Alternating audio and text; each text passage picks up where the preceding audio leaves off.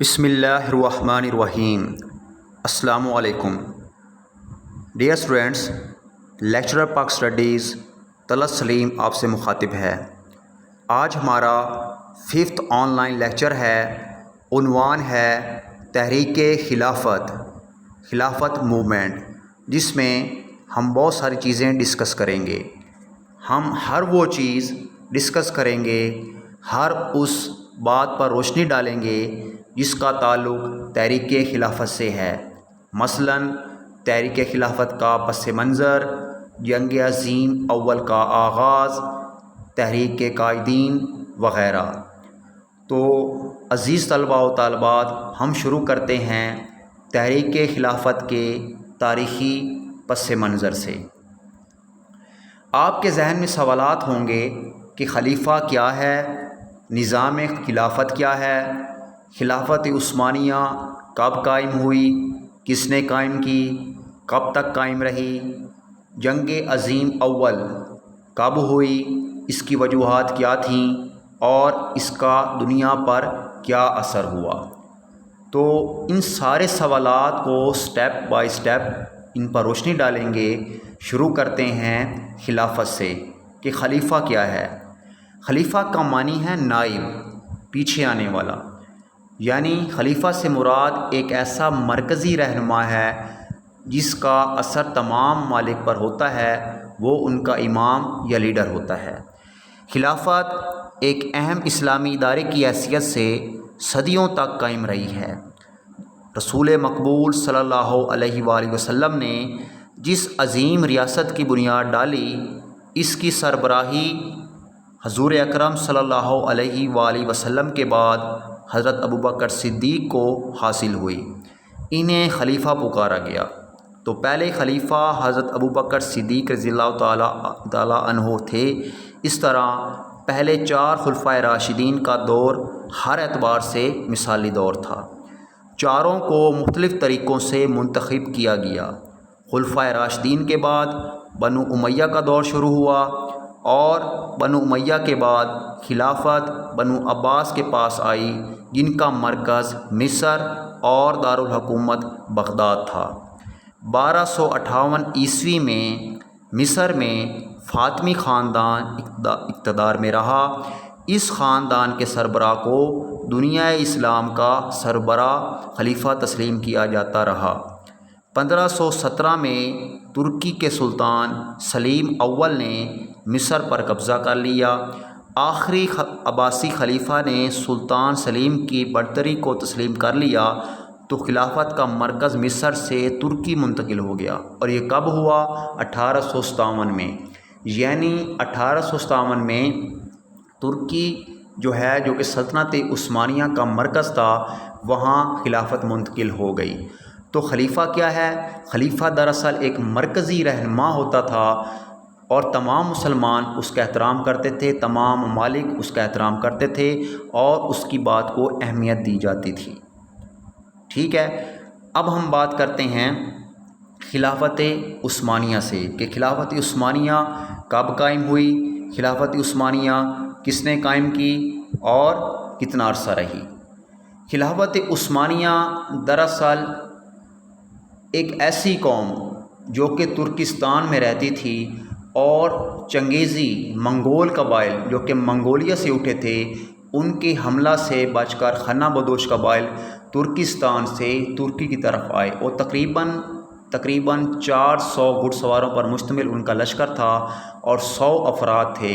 ان کے قبیلوں کو کائی قبیلہ بھی کہا جاتا تھا۔ ان میں کائی قبیلہ زیادہ مشہور تھا، جس کا سردار ارطغرل نامی شخص تھا۔ اب جب یہ سارے قبائل جو کہ خانہ کبوش قبائل تھے، چنگیزیوں کے خوف سے وہاں سے ان کے لشکر کشی کے خوف سے وہ ترکی میں آئے تھے، اور چنگیزی جو تھے، جو چنگیز خان کی اولاد تھے، انہوں نے اسلامی ریاستوں پر قبضہ کرنا شروع کر دیا تھا، حملہ کرنا شروع کر دیا تھا۔ اس حوالے سے جب وہ ترکی پہنچے، وہ خانہ بدوش قبائل، تو وہاں سلجوقی حکمران جو ہے حکومت کر رہے تھے۔ اب سلجوقی حکمران 2 محاذوں پر برسر پیکار تھے۔ ایک طرف چنگیزیوں کے ساتھ ان کی جنگ ہو رہی تھی، دوسری طرف رومیوں کے ساتھ، رومنس کے ساتھ، جو کہ عیسائی مذہب سے تعلق رکھتے تھے، ان کے ساتھ جنگ ہو رہی تھی۔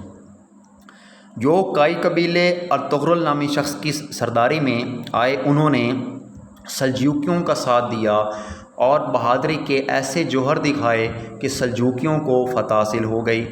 اب سلجوقی سردار نے ارطغرل کو جاگیر عطا کی اور اس طرح ارطغرل کے بعد اس کا بیٹا عثمان جو ہے ایک نامی گرامی سپہ سالار مشہور ہوا۔ یہ بات ہے 13ویں صدی عیسوی کی۔ تو عثمان کے نام سے ترکی میں سلطنت عثمانیہ قائم ہوئی، جس کو اوٹومان امپائر یا خلافت عثمانیہ کہا جاتا تھا۔ اب یہ آپ دیکھ رہے ہیں میپ پر، جو ڈارک گرین ایریا ہے یہ اوٹومان امپائر ہے، سلطنت عثمانیہ ہے، خلافت عثمانیہ ہے۔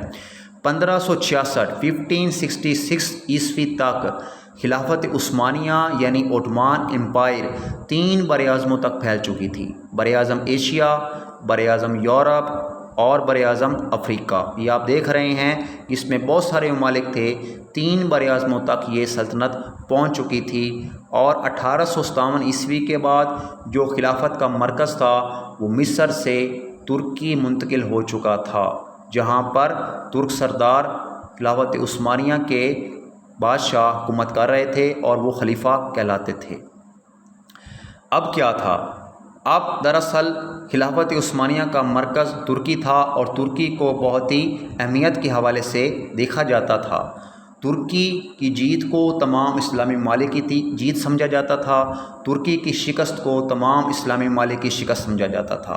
اس حوالے سے اب ہم ذکر کرتے ہیں جنگ عظیم اول کا، کیونکہ جنگ عظیم اول جو ہے یہ تحریک خلافت کے ساتھ اٹیچ ہے، منسلک ہے، ہم اس پر روشنی ڈالتے ہیں۔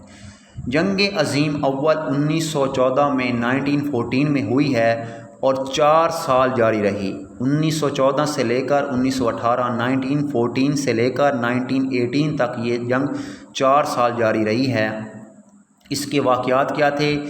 کازز آف ورلڈ وار 1، اس کے حوالے سے عزیز طلبہ و طالبات ایک ٹرم ہے مینیا۔ اس مینیا سے آپ کو سمجھنے میں آسانی ہوگی کہ جنگ عظیم اول جو دنیا میں ہوئی ہے اس کی وجوہات کیا تھیں۔ پہلی وجہ تھی ملٹریزم، یعنی فوجی طاقت میں اضافہ، policy of building of strong military forces to prepare for war, کہ اپنی عسکری طاقت میں، اپنی فوجی طاقت میں اضافہ کرنا تاکہ زیادہ سے زیادہ علاقوں پر قبضہ کیا جا سکے۔ اس کے بعد ہے الینسز، کہ ایک دوسرے کے ساتھ معاہدات طے کرنا، agreements between nations to aid and protect one and other. تیسری کاز کیا تھی؟ نیشنلزم، قومیت، پرائڈ ان اور ڈیووشن ٹو ونس کنٹری۔ چوتھی وجہ تھی امپیریلزم۔ یہاں امپیریلزم کا مطلب ہے استعماریت۔ اب استعماریت کیا ہے؟ استعماریت سے مراد ایک ایسا نظام ہے جس میں ایک بڑا طاقتور ملک اپنی فوجی طاقت میں، اپنی جغرافیائی سرحدوں میں اور اپنے وسائل میں اضافہ کرنے کے لیے کسی کمزور اور پست ملک پر قبضہ کر لے، ان کے وسائل کو استعمال کرے، ان کے افراد کو ان کو اپنا خادم بنا لے، ان پر ظلم ستم کرے، تو اس ایسے نظام کو امپیریلزم، استعماریت کہا جاتا ہے۔ یعنی ان تمام لوگوں کو جو ہے وہ اپنا غلام بنا لے۔ آخری جو وجہ تھی assassination, murder of Austrian archduke Franz Ferdinand. اچھا طلبہ و طالبات، یہاں پر سمجھنے کی بات یہ ہے کہ جنگ عظیم اول کی جو فوری وجہ، امیڈیٹ مین کاز بنی ہے وہ اسیسینیشن تھا۔ ہوا کیا کہ سربیا کے لوگوں نے آسٹریا کے ایک بادشاہ کو قتل کر دیا۔ یہاں سمجھنے کی ایک بات یہ بھی ہے کہ آسٹریا اور آسٹریلیا میں فرق ہے۔ آسٹریا یورپ کا ایک ملک ہے، جبکہ آسٹریلیا بذات خود ایک ملک بھی ہے اور براعظم بھی ہے۔ تو یہ مینیا سے ہم سمجھ سکتے ہیں کازز آف ورلڈ وار 1۔ اب ہوا کیا؟ اب ہوا یوں کہ 2 گروپ بن گئے بیلیجرنٹس کے حوالے سے، یعنی وہ جنگ جو گروپ 2 تھے، central powers and allied powers. ایک طرف اتحادی تھے، اتحادیوں میں جو اہم ممالک ہیں وہ ہیں امریکہ، یونائٹڈ اسٹیٹ، امریکہ کو یونائٹڈ اسٹیٹس کہا جاتا ہے، رشیا یعنی روس، برطانیہ یعنی برٹش امپائر، آسٹریا اور اٹلی۔ تو یہ اہم جو 5 ممالک تھے جو کہ اتحادی کہلاتے تھے، ان کے مقابلے میں جرمنی، سربیا، عثمان امپائر، بلغاریہ وغیرہ شامل تھے۔ اب دوسرے جو سینٹرل پاورز ہیں، اس میں آپ دیکھ رہے ہیں کہ عثمان امپائر خلافت عثمانیہ یعنی ترکی نے جرمنی کا ساتھ دیا ہے۔ اب ان 2 ممالک میں جنگ شروع ہو گئی۔ اس جنگ کو سمجھنے کے لیے یہ آپ ایک سکیچ ہے، ایک جو ہے وہ تصویر ہے، اس میں آپ دیکھ سکتے ہیں کہ کس طرح ایک ملک دوسرے ملک کو جنگ میں شامل ہونے کے لیے یا اپنے ساتھ ان کو شامل کرنے کے لیے جنگ میں اکسا رہا ہے۔ یعنی برٹن فرانس کو اکسا رہا ہے، فرانس جرمنی کو قتل کرنے کی یا حملہ کرنے کی دھمکی دے رہا ہے، جرمنی رشیا پر حملہ کر رہا ہے، آسٹریا سربیا پر حملہ کر رہا ہے۔ تو یہ ایک چین آف فرینڈ شپ ہے کہ تمام ایک دوست کو بچانے کے لیے دوسرے ممالک پر قبضہ کیا جا رہا ہے، حملہ کیا جا رہا ہے۔ تو اس سکیچ سے آپ کو سمجھنے میں آسانی ہوگی کہ کس طرح ایک ملک جو ہے وہ جنگ کی آگ میں کودا تو دوسرے ممالک بھی اس کے پیچھے پیچھے جنگ میں شامل ہو گئے۔ اس طرح یہ جنگ پوری دنیا میں پھیل گئی۔ جنگ عظیم اول کے بارے میں کہا جاتا ہے کہ اس میں تقریباً 3 کروڑ لوگ جو اس میں ہیں ڈائریکٹلی انڈائریکٹلی لقمہ اجل بنے۔ تو یہ واقعات تھے جنگ عظیم اول کے۔